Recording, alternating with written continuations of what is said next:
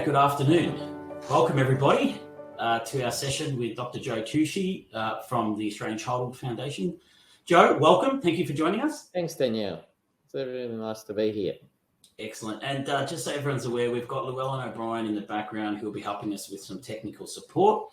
And if you are having any issues, feel free to give him a call or send him an email that was in the instructions on how to log on. We'll get straight into it. And so I'm going to bring up some slides and do some acknowledgements. And as I do so, just let everyone aware that on the right-hand side, you have a chat function.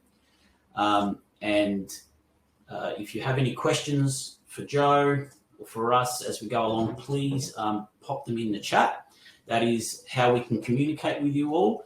And we do have a dedicated time towards the end of the presentation to answer questions and talk, a little bit more about some of the research and importantly, how our organisations, ministries and services can respond to some of the findings of these research.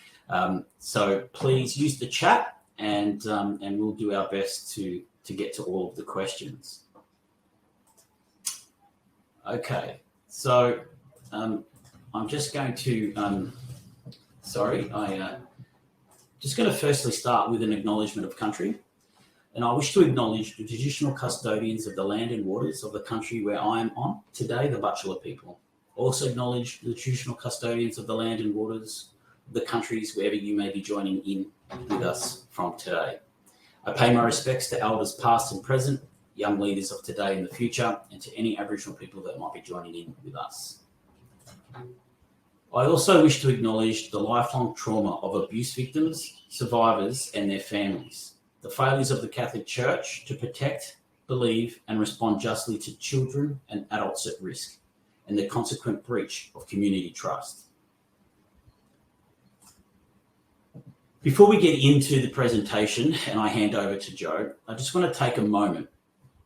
There is a prayer up on the screen, but feel free to say your own prayer or just to use this time. We're going to take about 30 seconds or so, just to reflect on the topic, on what we're here to explore, and what we can do in our own lives and ministries and those and in communities in relation to addressing some of these issues. So we just might take 30 seconds or so to just reflect, and for those who might like to, just to take a short prayer.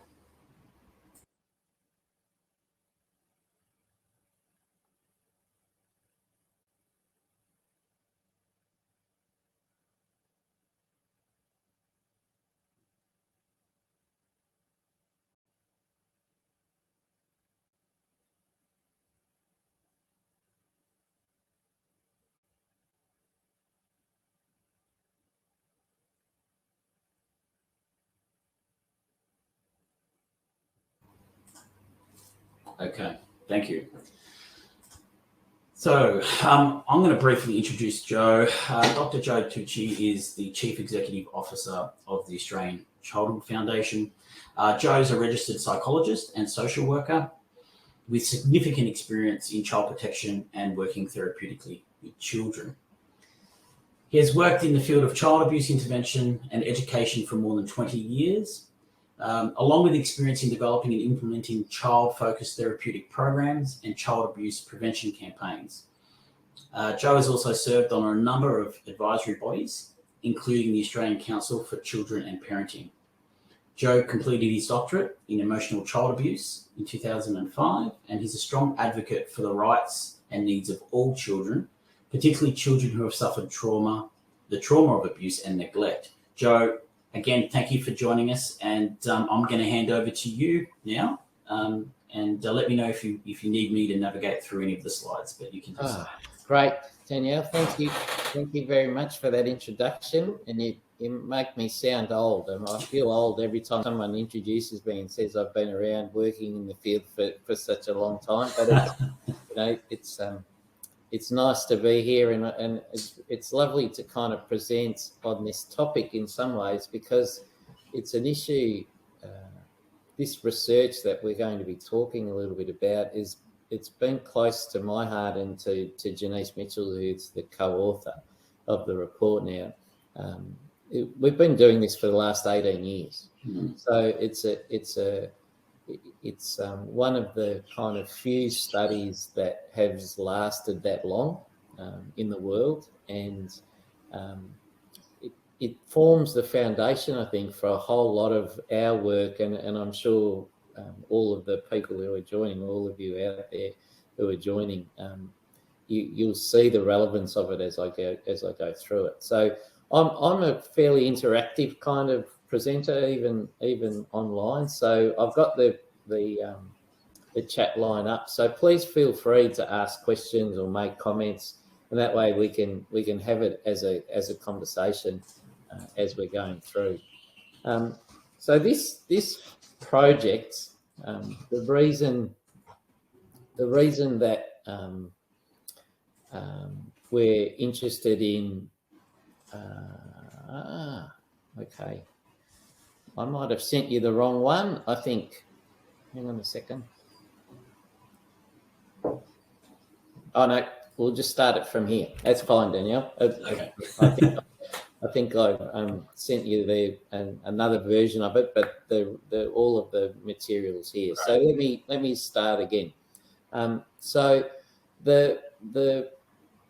we started doing this project in 2003. We got a survey company at the time. It was called Quantum Market Research, to interview over the phone about 1,000 people across the country. And that we tried to make it a national representative sample of adults, different ages, with children, without children.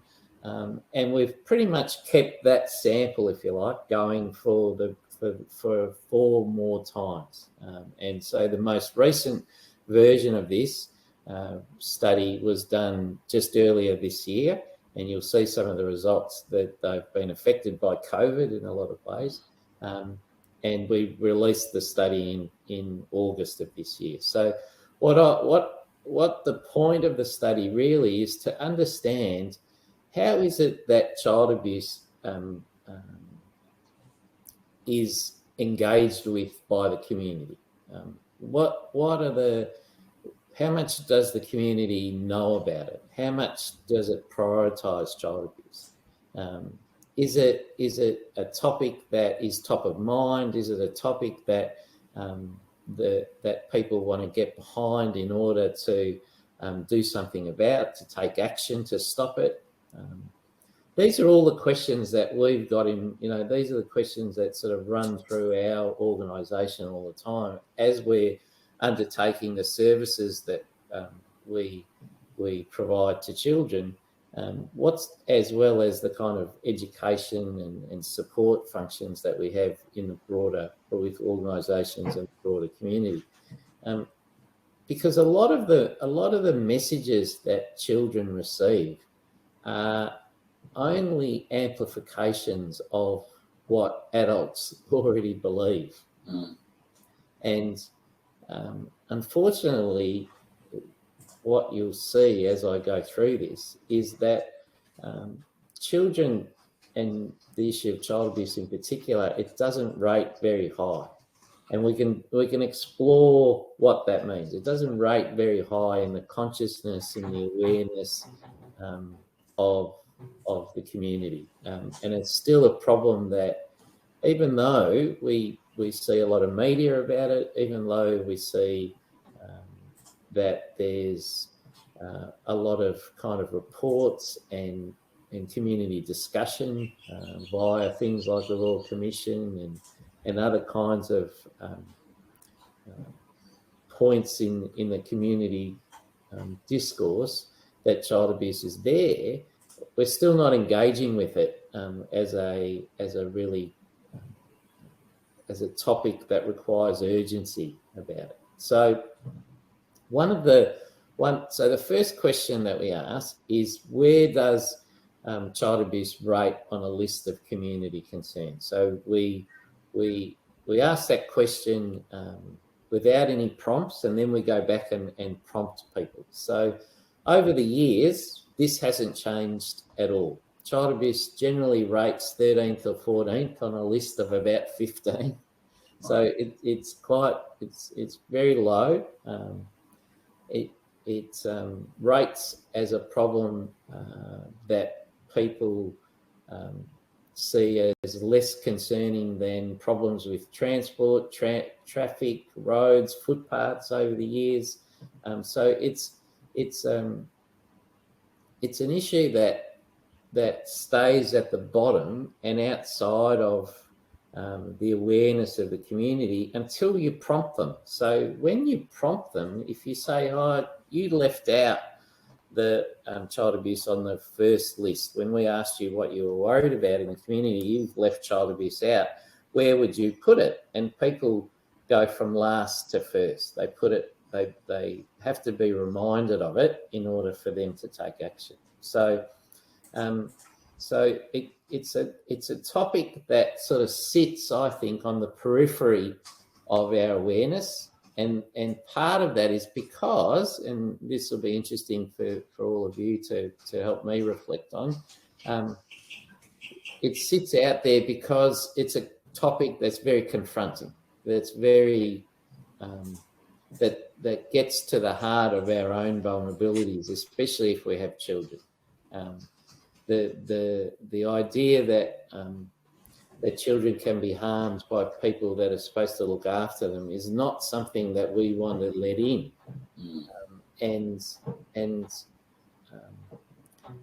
I think we prefer to believe that children are generally safe and that children are generally being looked after, being cared for, nurtured, protected by the adults in their lives, not hurt by the adults in their lives. And that's why when you see, it's interesting.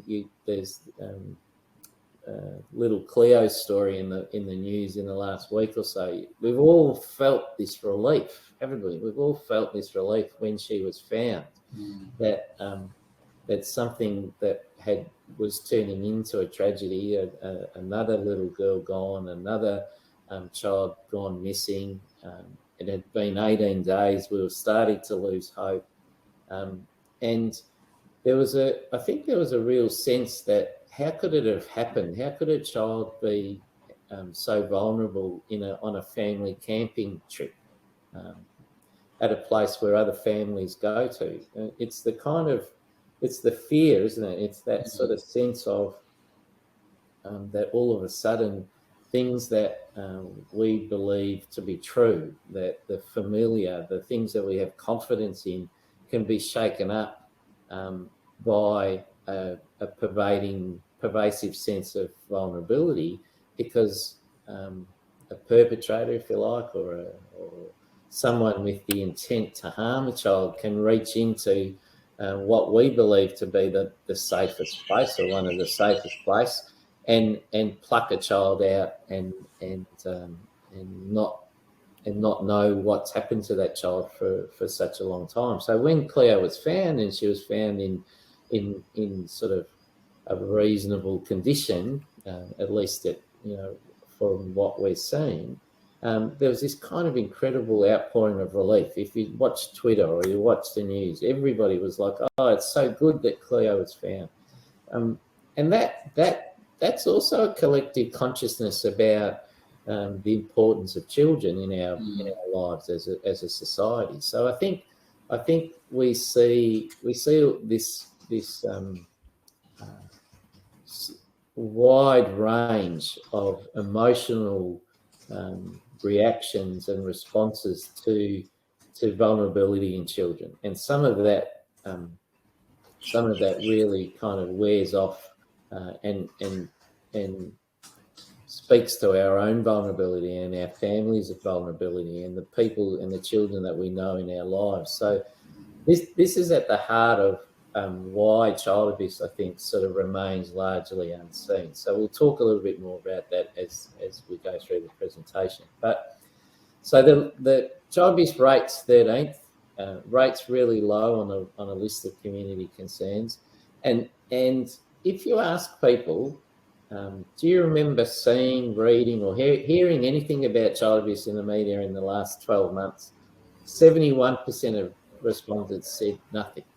They don't remember seeing anything or reading anything about the issue of child abuse. Now, that's not possible.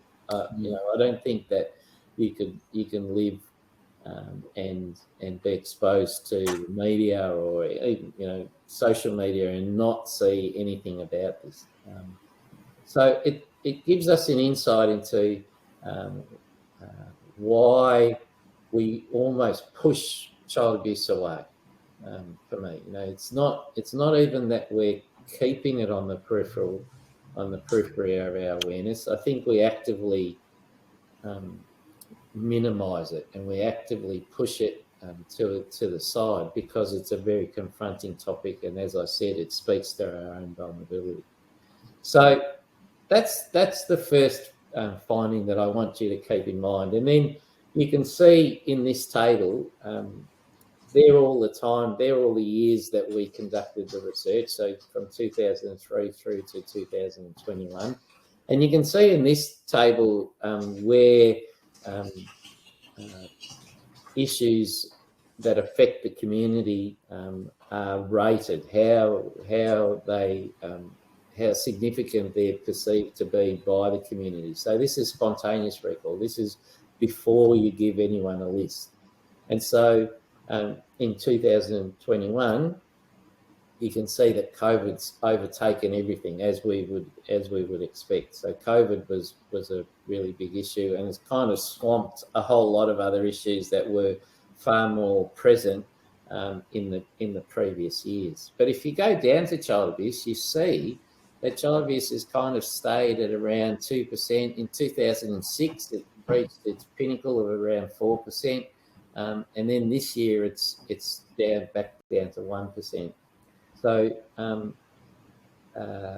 when you look at some of the other issues, there's 6%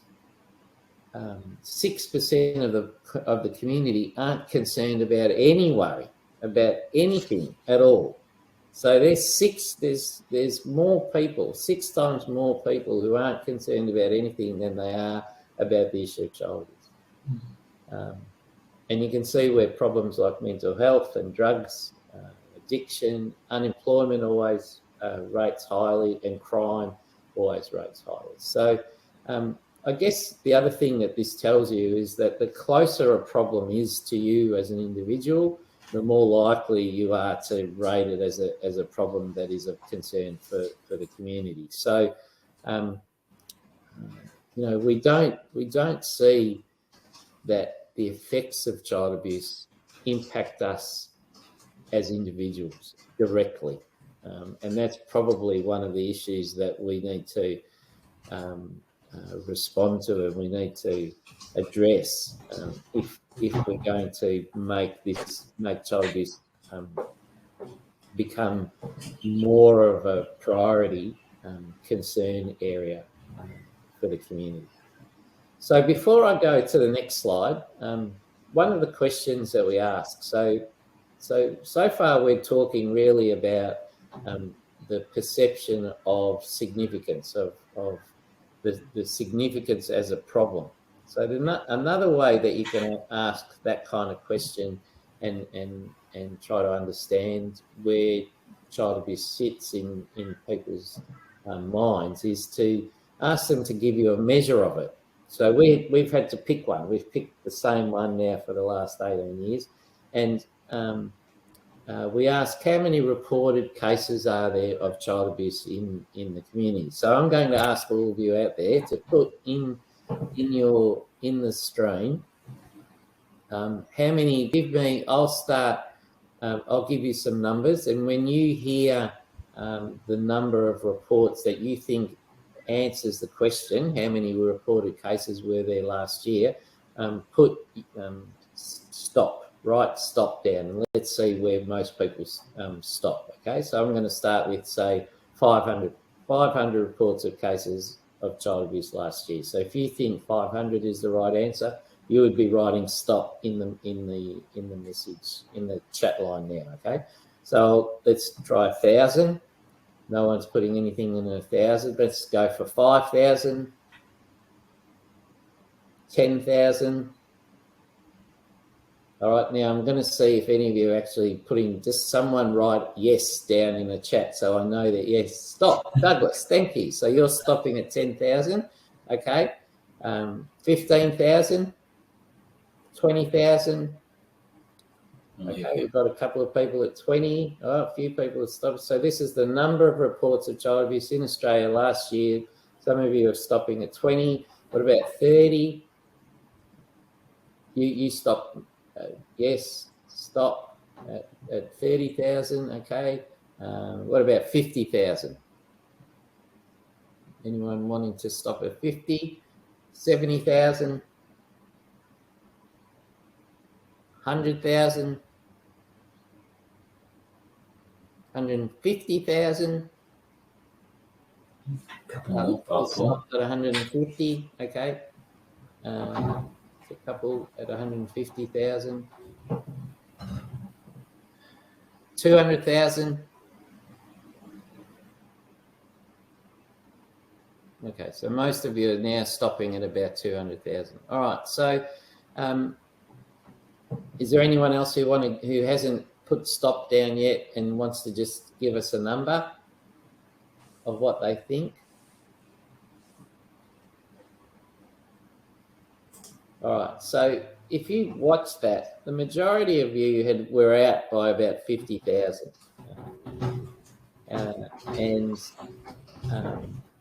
you know, some of you, probably half of you were out at 50, maybe another quarter, and maybe another quarter was still going at about 100,000, and then there was maybe 3 or 4 that went above 100,000. So last year in Australia, depending on how which number you look at, because it's quite complicated to figure this out, but the range, the most conservative number that you can find, Sue's gone for 500,000. Well, Sue, you're about to get a gold star. If I could give a gold star, you're about to.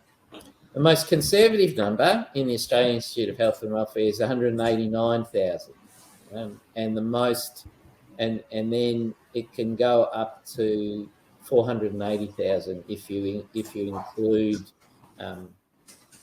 some of the different ways that the different states record the numbers. So the most conservative number, so let's say the one that would get most agreement from governments around the country, is about 187,000 reported cases of child abuse, but it could go up to 480,000, right?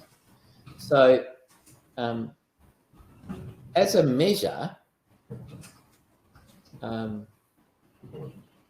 we ask people that, and 54% of the population, 54% of the people who responded to it were so poorly informed that they couldn't even hazard a guess at the number of reports. So they didn't even give us an answer. So over half didn't give us an answer. The remaining half, the ones that did, the majority of them, the vast majority of them, actually suggested that the number of reports were less than 25,000. Right? So you've got half of people not responding at all, saying, I don't even know what the answer is, and the rest of them, the other sort of 40%, 45%, giving an answer of 25,000 or less. So we're not just getting the problem a little bit wrong in terms of estimating its size, we're getting it wrong by a lot. If I said to you, how many people die in road accidents every year? Does anyone want to hazard a guess? Or does anybody know the answer? And I think we just got to be mindful that there is a slight delay for people in knowing that I think it's about 5 seconds or so, Joe. So does anybody want to hazard a guess at how many deaths there are from the road toll last year in Australia? Okay. There are 1,100. There's about 350 or so in Victoria alone. And the reason that you can know that is because in the Herald Sun, in one of the pages, approximately 20,000. I should have waited a bit longer, Danielle. You're right. 700, yep. So the answer is 1,100 last year. In the Herald Sun, there's a running tally right on the letters page. There's a running tally of the road toll in Victoria, and so we've come to understand that when a problem is important enough, we need to make sure that we understand how big a problem it is. If it's not important, then, well, I would argue if it's not important, then we're not engaging with either its size, the extent to which it happens, and you'll see as I go through this that not only are people ill-informed about the size and the extent, but also the type, what constitutes, which are the most prevalent types of abuse in the country, and a whole range of other issues. So if we're not engaging with it, we're not understanding it, we're not appreciating its significance, and we're ill-informed about it. And what that then means is that there's no basis upon which, or very little basis upon which, anyone is going to take action to do something about it, to join a collective strategy to try to prevent abuse, or to demand from government that more is done, for example, to prevent child abuse, or to intervene earlier, or whatever strategies you think we need to address the problem. So in order to change it, in order to get that kind of community action going, we're going to need to really consider how well we can shift the knowledge, the extent to which people engage with the topic, the knowledge about the topic, and ultimately what the commitment is to people to continue to learn more and more about it. So you'll see as time goes, as I go through, that there are other issues that we need to take into account that sort of form this picture. So there is a lack of knowledge and confusion about which form of abuse occurs most frequently. You can have a look at that in the report itself when Danielle posts it for you. And when you ask people directly, 86%, so that's a very high number. If you ever get anything that's like 86%,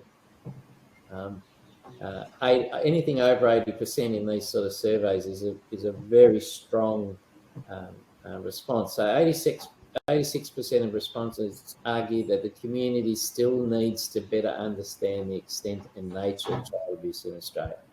And that's after, if you go back to the first line, that 7 in 10, so 70% of people said that child abuse was fairly well or very well recognised as a serious community problem. So at one level, we think that it's well recognised. We think that people like ourselves believe that it's an issue that is of concern to the community, but 86% of them, 86% of us, still believe that the community still needs to understand more about it.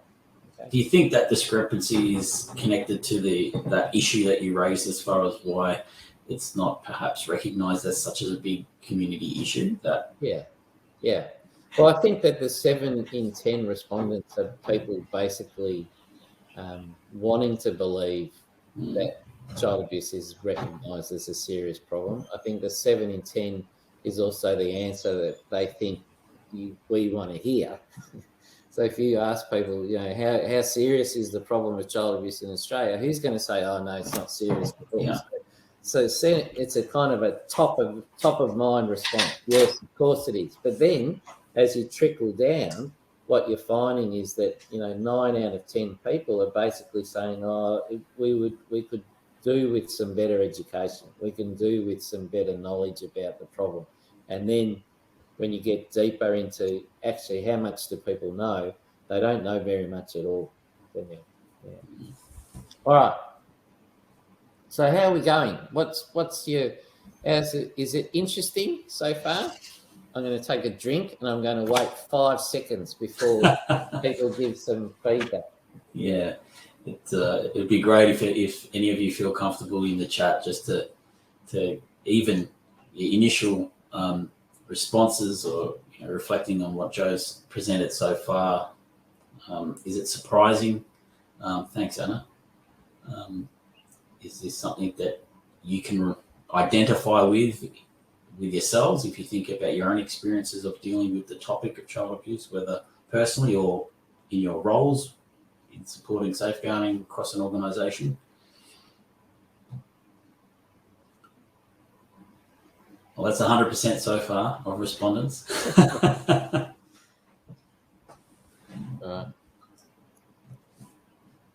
We'll take you to the next slide. But that's good. Thank you. I hope it's interesting. So the findings are horrifying. Yes, Sue. Yeah, they are. I guess you hear me talk about it now in a way that sort of sometimes I have to reflect on my affect, on just how consistent I am with how serious these findings are, and I talk a lot about them. So in some ways, I get used to talking about it, and I don't have the same tone as when I first start to analyse the results, because when you get the results back, you really sort of you're confronted with some, like you said, some really staggering, overwhelming reactions and feedback from people. So I have to come to terms with that. So I appreciate that sometimes the way I talk about it is almost now without that kind of serious tone, because I talk about it a lot. So let's have a look at this one. So we've seen in the last few years, especially, that the issue of family violence has come to the fore. And this is the first time we asked this question for this year. So we're interested to understand whether the way that the community talks about family violence, whether that has in some way affected the way that they appreciate the problem of child abuse, because family violence, at least traditionally, hasn't incorporated the notion of child abuse. In fact, it's the other way around. You would say, for someone who's been in the field of child abuse, child protection for so many years, as you pointed out, Danielle, that you would say that family violence was a form of child abuse early on. That's when I was learning about it. Family violence, intimate partner violence, adult to adult violence in a family was considered to be a form of psychological abuse, a form of physical abuse against children. So it was considered a form of child abuse. Nowadays, because of the focus on family violence, we're interested to see whether people see any difference between the two and what the implications might be. So we asked this question, and I was really surprised. So I'd be interested to hear from you what this might mean. How would you interpret these figures? So 65% of the respondents, which is very hard, that's 2/3 of people, believe that child abuse is the same as family violence. And another 20%, so that we're not sure how they differed. So if you add those two together, that's about 85% of people think that it's the same thing or aren't really sure whether they're different. right? So in the minds of most people, there's very little difference between family violence and child abuse. And then in another question, which I've kind of brought into this analysis, 20% of respondents were uncertain or did not believe that a child who witnesses violence between parents is a form of child abuse. So that's 1 in 5. 1 in 5 think that kids who see it or experience it aren't experiencing a form of abuse or trauma that they would end up experiencing. So, what do you all make of that? Because I have some problems. I have some problems with the fact with what this might mean for us. It might mean that we're not seeing children as victims in and of their own right. That's my concern. And that therefore, if you think about how policy gets developed, about how funding gets allocated, how much emphasis is given to the recovery of children independent to their families, to their mums, for example. Maybe if there's very little difference between family violence and child abuse, which is kind of like it's sort of like an intermediary factor. And I'll read your comment in a minute, Douglas. It's sort of it's an intermediary factor. We're sort of using it, the fact that they're the same, as saying potentially that children can't be separated from it, and therefore they might not, as I said, they may not be seen as victims themselves. So Douglas says people often say violence isn't dealt with well because we see it as a private matter, which means people think child abuse is the same. Yep. And Anna says the data indicates that family violence is still perceived as an issue between the adults in a relationship. There is a lack of awareness of the impact on children and intergenerational trauma. Yeah, I agree, Anna. I think a lot of people are less, this is Mark, unless they were the direct victim of violence and only a witness, then it's not direct abuse. Exactly. So that's my kind of reaction to this question. And the next time we do a study, I think this study we're going to ask some more, we're going to scrutinise this issue a little bit more than we have so far. Yeah. And I guess the flow and impact, Joe, is, I don't know if I'm going to steal your thunder a little bit, but taking from what you've identified in the report is, in viewing it this way, then the needs of children are not recognised and therefore not addressed. That's right. And Alison says that herself, and then she just put up that comment too. Well, that's the concern, isn't it? That I know, for example, that ACF is one of a few providers of therapeutic services specialists directly to children, and that the kind of funding levels for children's services around the country is very, very limited.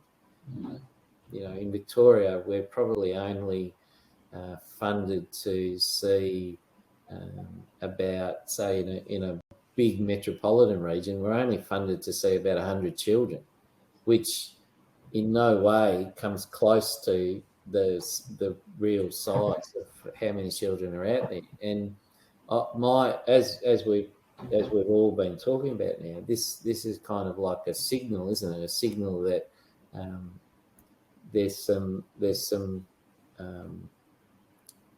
inaccurate thinking on policymakers, or there's some ways of thinking about the fact that children need their own specialist support, that they need a response that identifies their needs, that meets their needs, that's separate to their family, and in addition to should be alongside their family as well. It's not one or the other.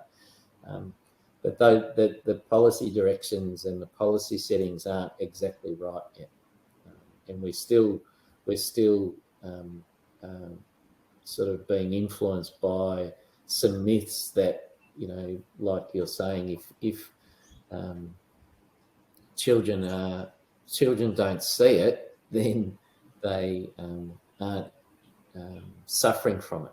And the reality is that children don't have to see family violence. They don't have to witness it in order for them to experience the trauma. They can experience it through the dynamics, the environment, the climate in the family, as well as the aftermaths of it in the family. So, yeah. Okay.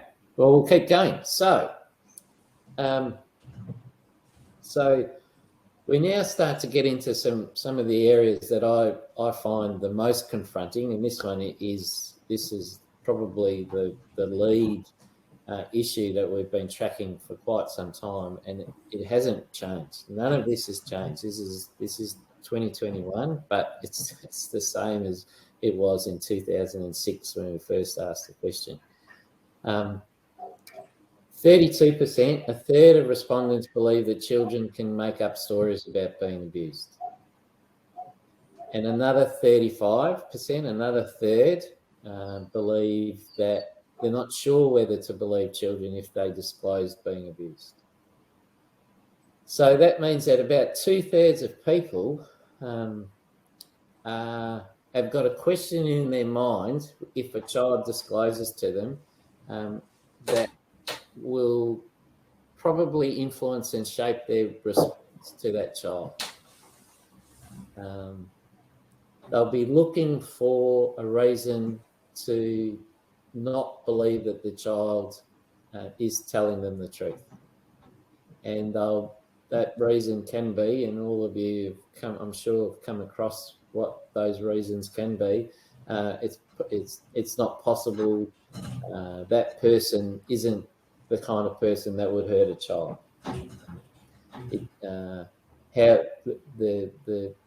This child is makes up stories all the time, so of course they're making up this story.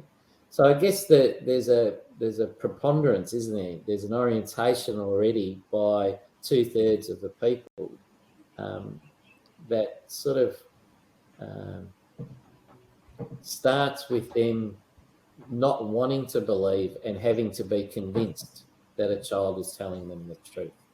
And of all the findings in here, in this study, this is the one that still kind of gets to me the most, because I think we spend a lot of time telling children that if they're worried about something, they should tell someone that they trust, and we spend a lot of time telling adults that children need to be believed, they need to have their experience validated and acknowledged, and yet there's still this orientation out there that is a barrier to children being protected. Now, it also means that children have got a 1 in 3 chance. It's a bit of Russian roulette here. They've got a 1 in 3 chance of finding an adult who will absolutely believe. And those odds aren't good for me. I don't think those odds are very high. And people hold that view that children can make up stories, not sure whether to believe children. They hold that view despite the majority of them understanding that if you don't believe children, that they'll suffer psychological and emotional harm. So that bit of it is kind of contradictory, don't you think, Danielle and everybody? I mean, it's sort of this sense that even though you know that it's causing problems not to believe children, you're still not willing. You still can't overcome this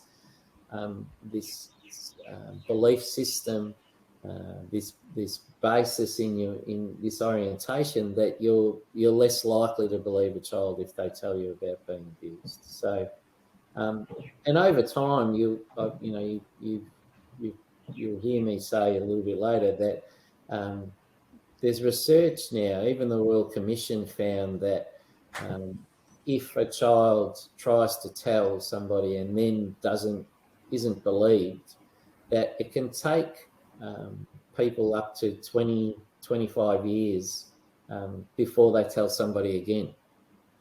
So and there was a study done in the US not that long ago where they surveyed 1,000 survivors of child sexual abuse and asked them, of those who had tried to disclose whilst they were children and had not been believed, how long did it take for you to tell somebody else? And the average was 56 years. Yeah, well. So we need to do something about this one.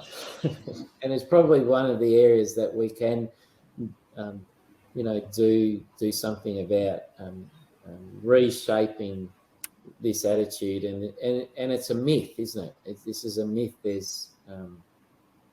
It's a myth that's probably kind of been passed down via a whole range of views about the validity of children and the place they hold as less capable of adults, less capable than adults of being able to be to tell the truth. They're more easily able to be manipulated. The fantasy life is rich. Kids like to play. So these are all of the inherent social kind of views that have been out there that play into this kind of belief system.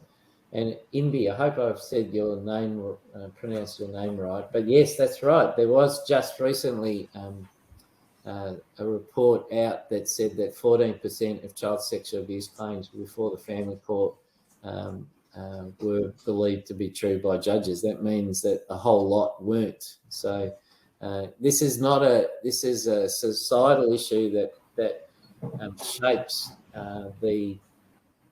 shapes decision makers' views as well.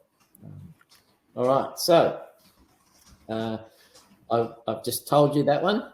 We've just gone into it, and so not only do we not believe children, we then hold a view that children are also responsible for the abusive behaviour of adults. So 1 in 6 believe that sometimes children are responsible for the abuse they receive. 1 in 6 believe that an adult should not be blamed for abusing a child if they get so angry that they lose control. 14%, and again, that's close to 1 in 6 of respondents were uncertain or do not believe that parents who have physically abused or caused injuries to their child should be charged by the police. And about 1 in 10 said that they didn't believe a parent who punches a child is committing physical abuse. So, we're seeing this play itself out. It doesn't have to be. It doesn't have to feel so confronting. In a lot of ways, we're seeing this being played out in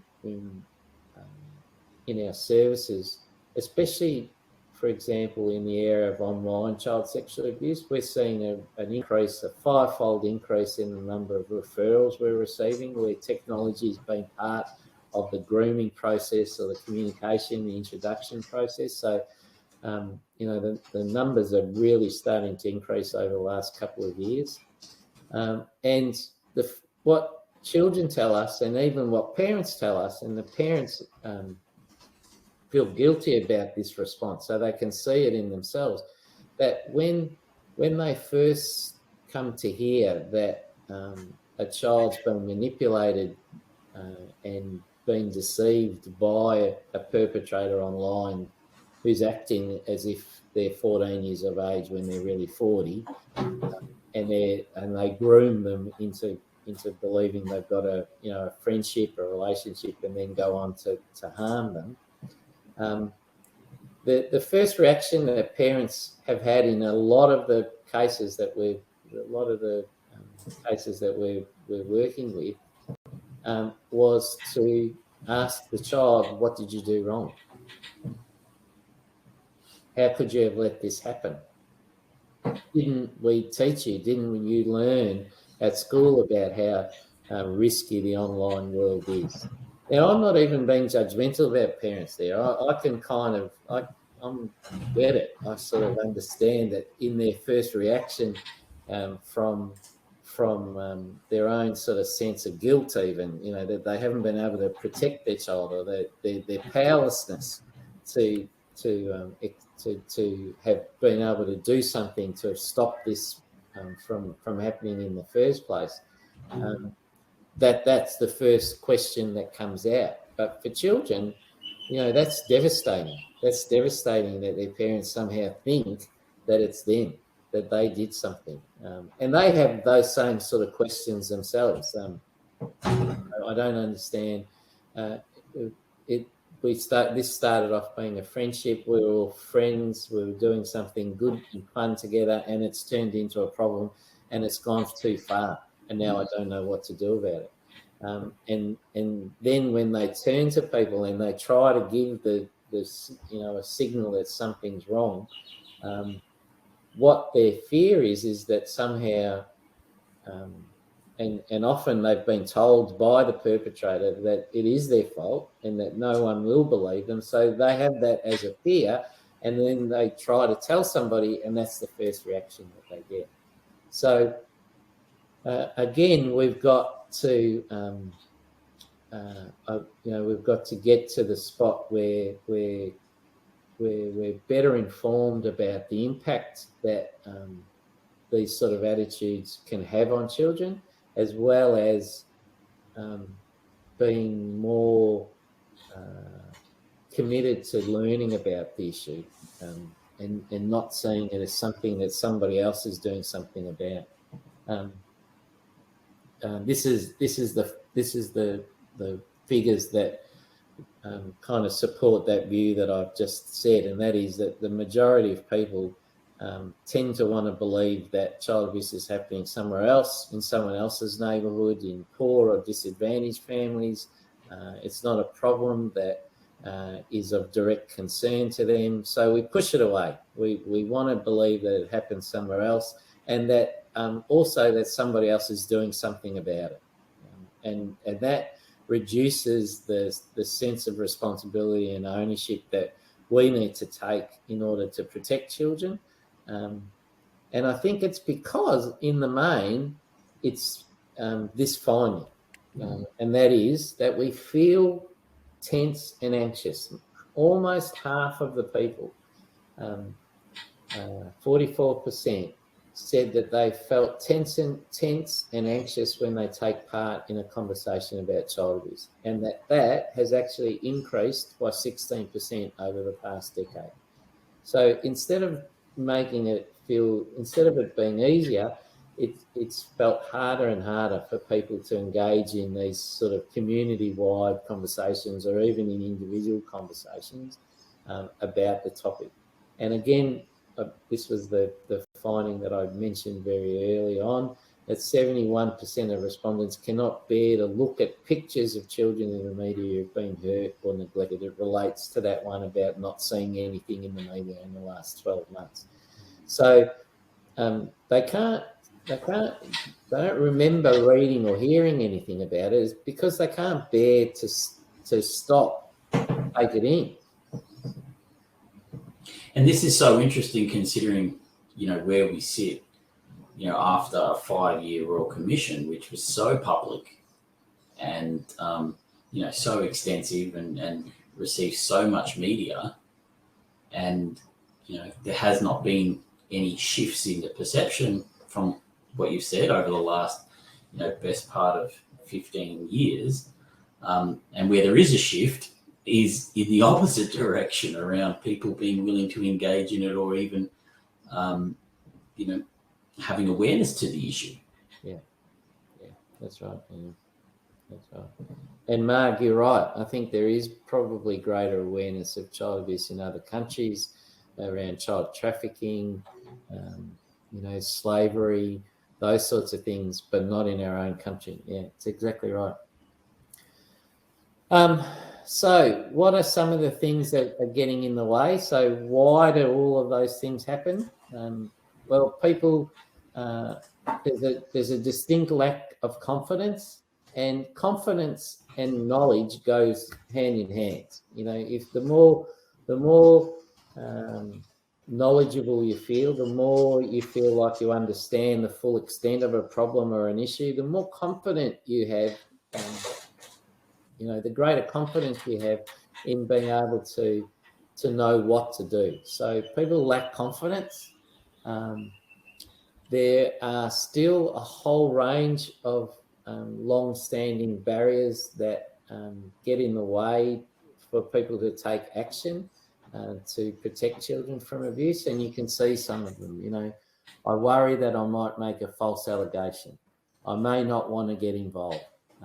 I feel unsure that the abuse was taking place. I may not know what the right thing to do is. These are all the kind of the barriers that we've got that children have always faced, and that is based around that idea that the sanctity of the family, the boundaries of families can't be contravened. You can't step in to a family and make a report, for example, because you're not sure whether this is only going to make it worse, and that parents' rights to their children and parents' ownership of their children is still a kind of a long-standing theme and myth that permeates our understanding and consciousness. People feel some very strong reactions when they become aware of a child who may be experiencing abuse. So they get angry, they feel sorry for the child, they're frustrated because they don't know what to do. So that to me starts to tell us a little bit about where we need to pitch the messaging that will galvanise commitment and galvanise people to overcome the myths and the barriers by helping them to feel empowered. I mean, sorrow, I don't know what you think, but sadness, anger and powerlessness, and frustration, they're the kind of qualities that go along with a sense of inertia, don't they? When you don't know that you can do something and you don't know what you can do, but you want to do something about it, but you don't, you end up having those sorts of feelings. So that turns to empowerment to me. That's really tells us that empowerment has to be part of any strategy that we go forward with. When people overcome those barriers, then they actually reach out to find others that help them. So how do they overcome those barriers? How do they deal with those frustrations? Well, if they can find a trusted person in their own community and have the opportunity to talk to them about those concerns, then they start to feel resourced and supported and therefore want to do something a bit more. So that's the kind of, there's some of the highlights of the report, some of the figures that I've talked about. I'll just show you a little bit about what's changed and what hasn't changed. So in 2006, you can see that 43% were so poorly informed that they couldn't give us an answer to the question about how many reported cases there were. And in 2021, it had actually gone up to 54%. So to me, that's an 11% increase over time. And that says that we're potentially burying our heads in the sand a little bit more. And I suspect that COVID might have something to do with this particular increase over time, because if you think about the emotional intensity of our lives over the last 12, 18 months, the uncertainty, the confusion, the worry that we've had about jobs and our own health and all those sorts of things, I think we've had this heightened level of concern running through us, and therefore things that aren't directly related to us are probably more likely to slip down the list of community concerns, and therefore not be something that we're willing to find out and invest our time in. So that's maybe one way of understanding why there's been an increase in 2021 in particular. So we need to have a look at that. So I told you nothing has changed. So in 2003, there were 35% who wouldn't believe children's stories about being abused. In 2006, it's 31%. In 2021, it's 32%. That hasn't changed. It's kind of stayed consistently and worryingly the same. In 2003, just over 1 in 3 respondents did not believe that child abuse was a problem that they needed to be personally concerned about. And in 2021, that's stayed the same. And in 2010, 1 in 6 of respondents did nothing when they were faced with a child they believed was being abused. And in 2021, that was the same. So you've got this sort of 15% of people who, even in the face, even with being provided, they themselves know that a child is being abused. They didn't do anything about it. And that hasn't changed much in the period of time that we've been running it. I think I said this, that there's an increase in the number of people who feel tense and anxious about the conversation about child abuse. Again, I think 2021 that could be COVID related. We'll need to see what happens in a few years' time when we repeat it. And 71% of respondents said they couldn't bear to look at pictures of children in the media, and that's increased by 12% in the last 11 years.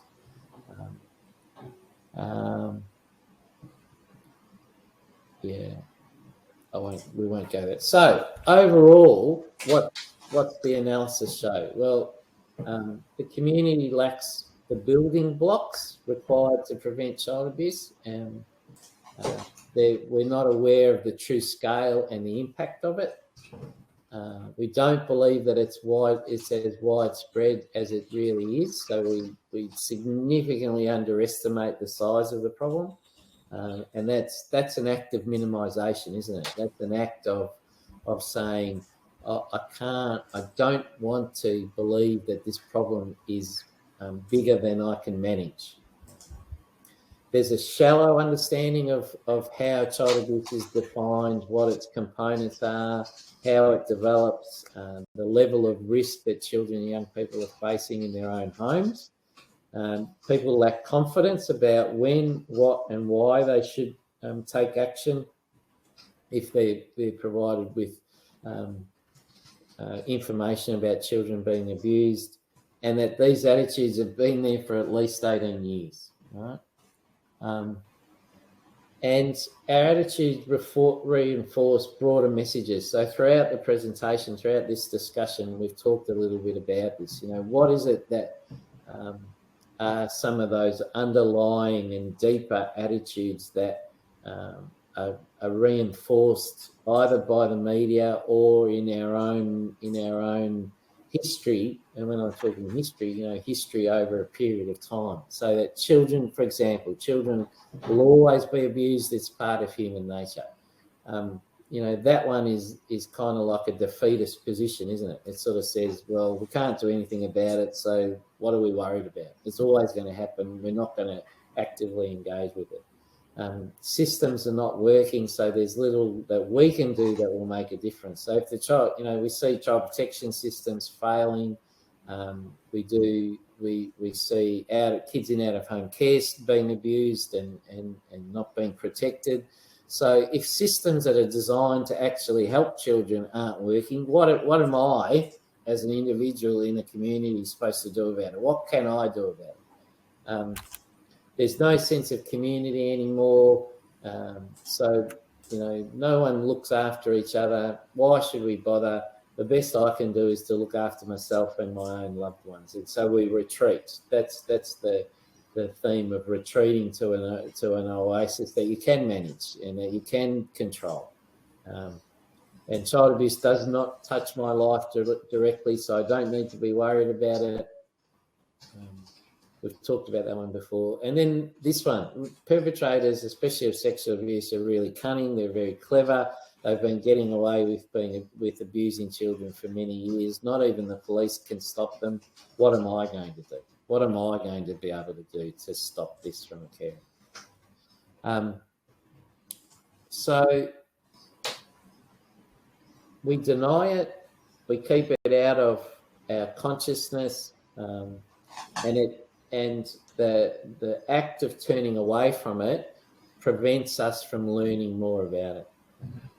And when we don't learn enough about it, when we don't stick with it as a topic, then we're not empowered. We don't feel empowered enough to know how to act, to either protect children or prevent it occurring in the first place.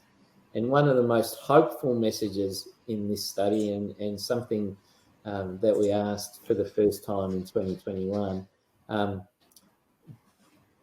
that 9 out of 10 people acknowledge that the community needs to become better informed, and that they would engage in collective action to do something about it.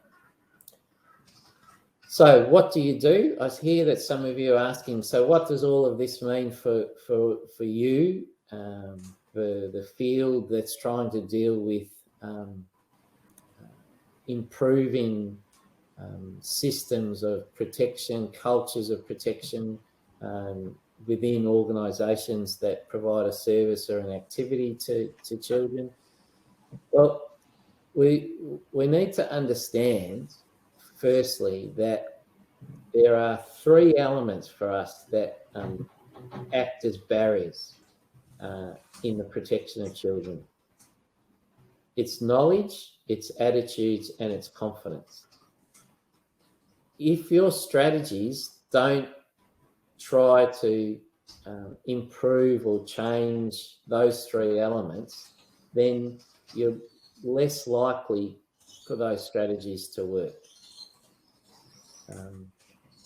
People have to understand the size. They have to know what it is. They have to understand how it emerges. They have to know what myths are that they're carrying around, what the pervasive attitudes and mindsets are that they're carrying around that are actually blocks to protecting children, and they need to feel empowered and confident enough to act. So when we talk about the sort of strategies that change cultures in organisations, that strengthen cultures in organisations, they're the 3 elements that we say that are really important to try to get right and to try to do something about in each one of those areas. Given the length of time that we've been running this survey, and now we see that sort of either deterioration in some of the numbers or basically things staying the same, we have to, awareness raising isn't something that you can ever stop.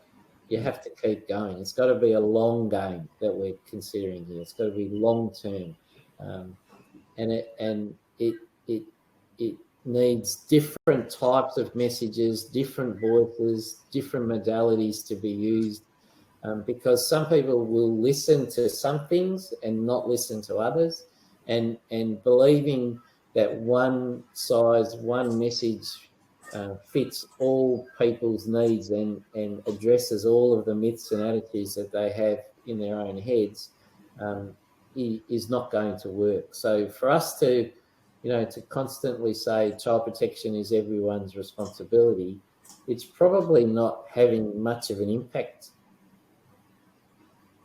And we need to think about, how do we say that in 5 or 6 different ways, using 5 or 6 different methodologies and modalities, and what are we imbuing in those messages?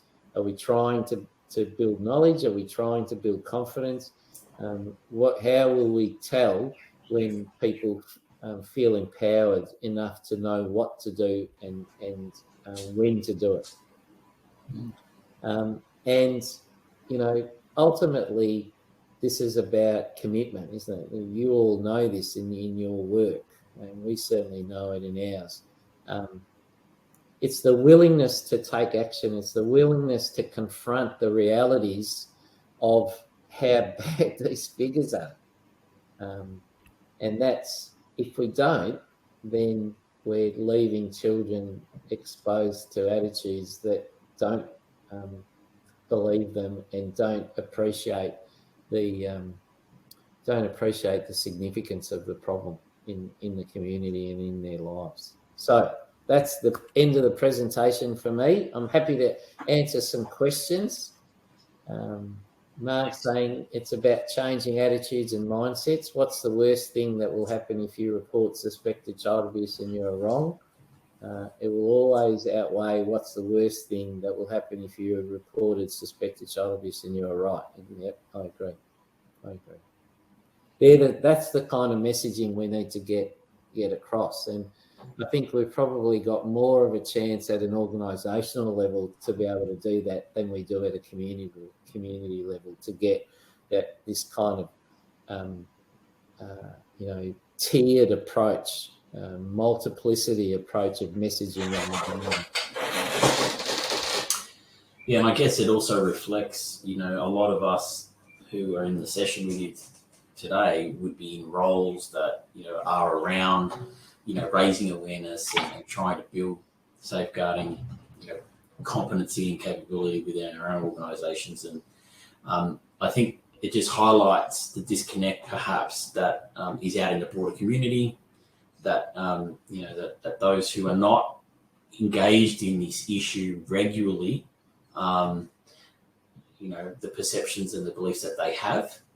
And I think, an overarching thing, and I think something connected to what you just said, is we have a responsibility, and I think part of our roles is to, empower our people in our organisations, but also to raise awareness and be part of, building that awareness, or the ability for people in the broader community to, address those three issues.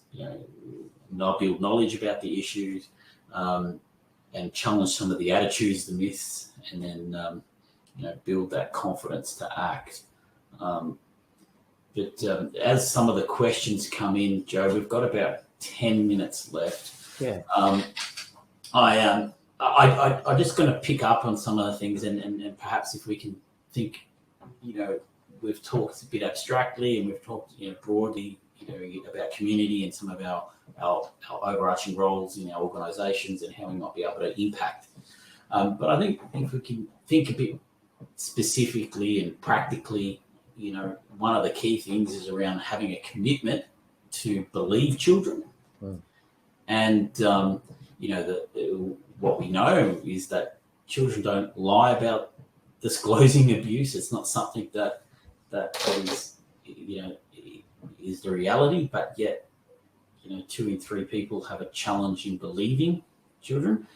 So I think, if one of the key takeaways is if we can, ensure that we have a commitment to believing children, for those who have roles in trying to,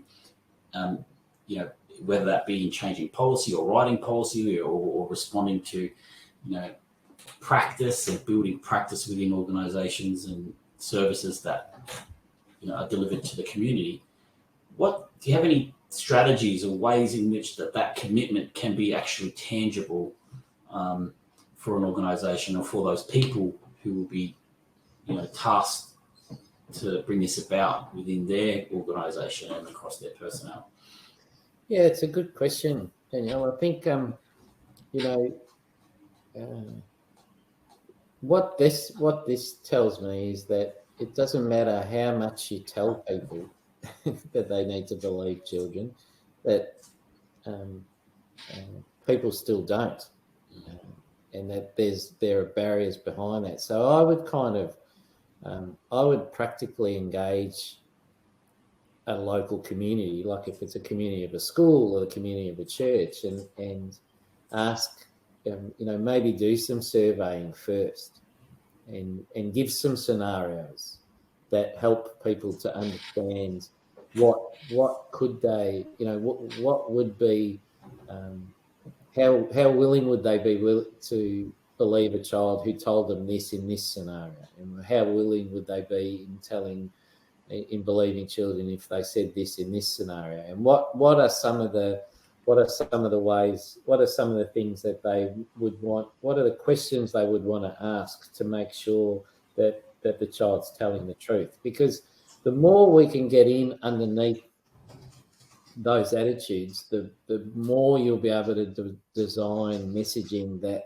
helps address those attitudes. So if I think that any child under 7 is easily manipulated, and that's the myth that I carry with me. What are the elements to how you go about?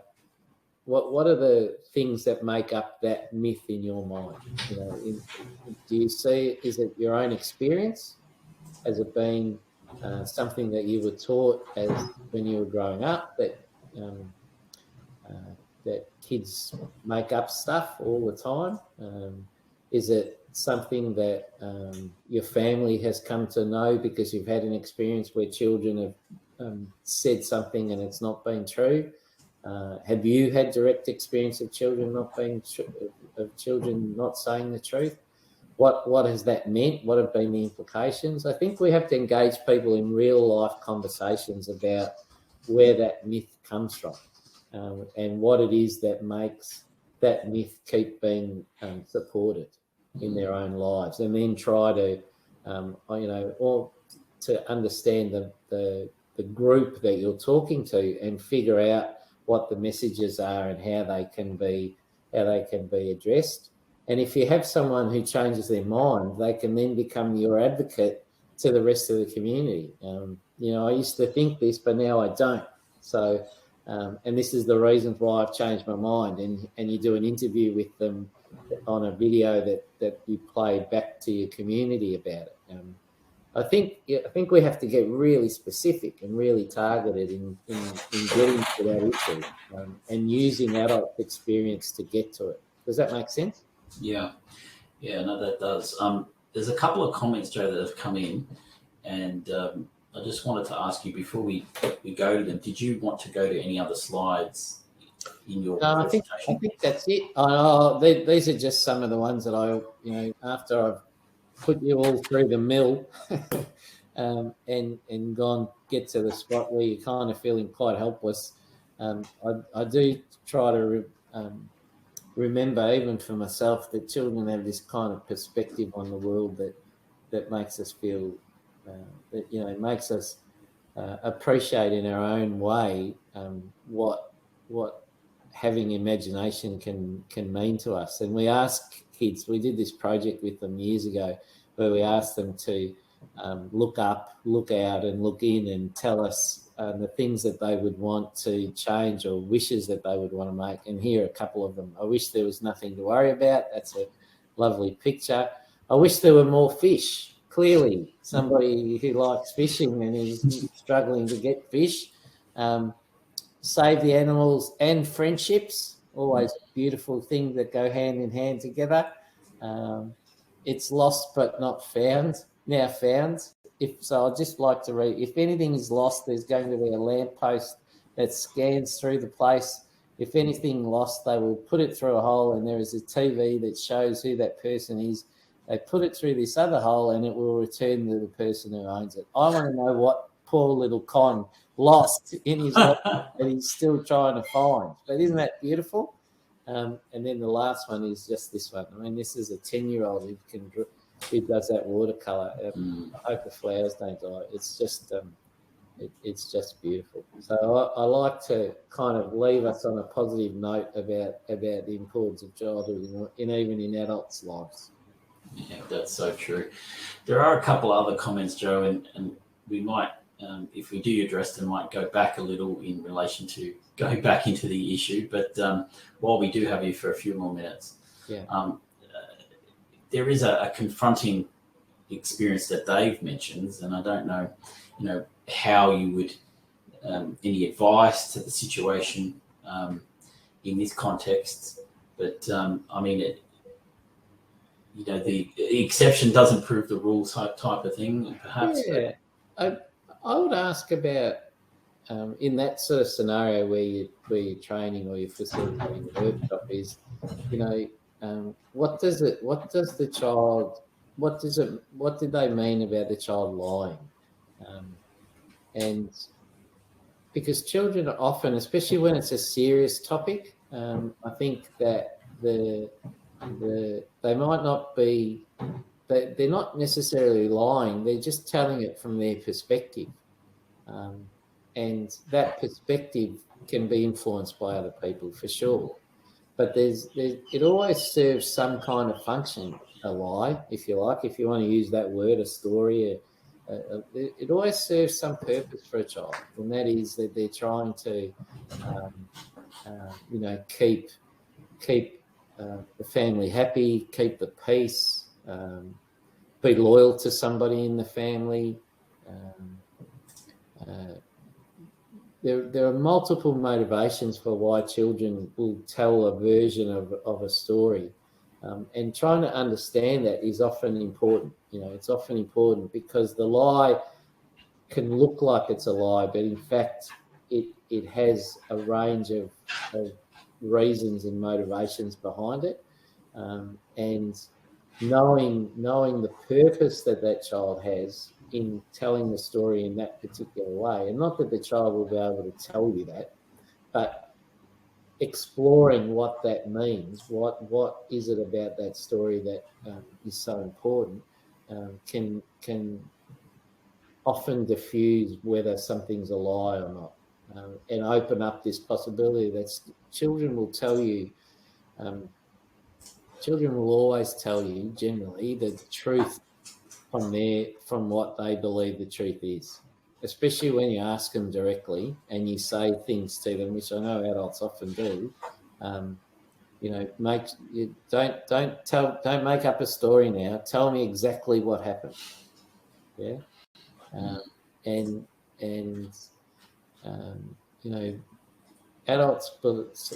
sometimes adults want to believe. It's easier to believe a lie than it is to believe a truth. And children know that, and that's why they'll tell you the story that often you want to hear rather than the ones that they're feeling confident about wanting to tell you, if that makes sense. Father Paul, and I think we might, unless something else comes in, has just asked whether there's any awareness to whether attitudes are different within faith-based communities or within the church contrasted to the broader community.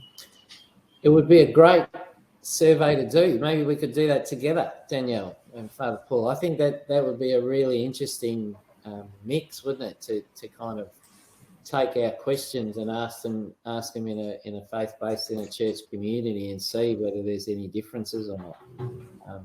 That would be great. Let's see if we can do it. Yep, we'll have a chat offline, and something that would be great to be a part of for sure. Joe, we've reached our 90 minutes. I just want to make people aware, whilst allowing for another question to come in, that I've released the session evaluation. So there should be a red dot next to offers, and if you want to go down and click that, be mindful it will open another tab in your browser for you to complete once we close the session, just to give us a bit of feedback on the session today, and we'll provide that feedback back to Joe, and that also helps us in the work that we do, in knowing that we can provide offerings like this that are beneficial. So just to make you aware that I've made that offer available. Someone has also, Jacinta has released a link to an activity to promote awareness around grooming in some different scenarios. So thank you, Jacinta. I guess Joe, I just want to thank you for your time today, the work that the ACF does, and it's been really, great to have you with us, and the way that you present, so laid back and conversational, and I think really enables people to be comfortable and open, and so thank you. Reiterating what Denise has said in the comments, I guess. Is there anything that you want to leave us with about ACF in general, the work that you're doing, or if there's been any reaction to the recommendations in the report, or I don't want to put you on the spot, but also want to make sure that if there is anything that you'd like to share with us before we finish up, please, that would be welcomed. Thank you, Daniel. No, we haven't had. We've had lots of reactions to the report. A lot of people are shocked and surprised, and wanting to sort of engage and support the work of it. So that's really important. I don't know if many of you saw just recently the contracts the Commonwealth have awarded a consortia that we're part of, that ACF and Blue Knot Foundation and the Healing Foundation are in a consortia to set up the National Centre for the Prevention of Child Sexual Abuse.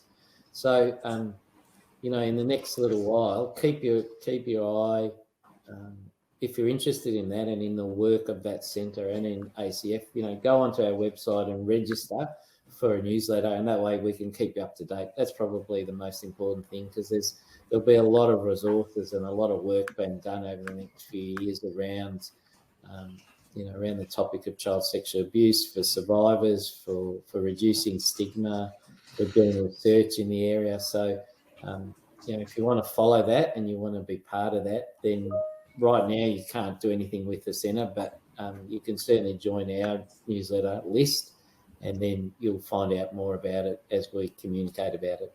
Fantastic. Well, I'll include a link to that in the email to everybody after the session. So in the next day or so, I'll send an email out just to thank everyone, and I'll include that in that to a link to that, Joe, to your website and how to register. Yeah, it's been great. I've really appreciated the conversation too. I know, talking and chats and we're a lot better at it nowadays than we did when we were 18 months ago, and it was a good conversation. So I appreciated it. Fantastic. Well, I will stop broadcasting, and once again, on behalf of Joe, the ACF and ACSL, just want to thank you all for participating. If there is any questions or follow-up, please feel free to send me an email, and I'll do my best to not only respond but send any relevant links. But I will send an email out to everyone who has attended, just with some information and some links. So thank you. I hope that you have a good rest of the day and rest of the week, and wherever you are, stay safe.